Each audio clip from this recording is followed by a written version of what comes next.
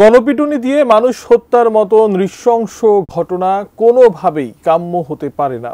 কেউ নিজের হাতে আইন তুলে নিলে তার বিরুদ্ধে কঠোর আইনানুগ ব্যবস্থা গ্রহণ করা হবে। পুলিশ সদর দপ্তর থেকে পাঠানো এক সংবাদ বিজ্ঞপ্তিতে এই হুঁশিয়ারি করা হয়েছে। বলা হয়েছে, কোনো ব্যক্তি অন্যায় এবং অপরাধ করলে তাকে আইনের হাতে সোপর্দ করতে হবে। কোনোভাবেই আইন নিজের হাতে তুলে নেওয়া যাবে না। এজন্য জাতীয় জরুরি সেবা ৯৯৯ অথবা নিকটস্থ থানায় যোগাযোগ করতে বলা হয়েছে। মব জাস্টিস বা গণপিটুনির মতো ঘটনার পুনরাবৃত্তি রোধে দেশের সকল সচেতন নাগরিকের সহযোগিতা কামনা করেছে পুলিশ হেডকোয়ার্টার্স। আইন নিজের হাতে তুলে না নেওয়ার জন্য বিশেষভাবে অনুরোধ জানানো হয়েছে সংবাদ বিজ্ঞপ্তিতে।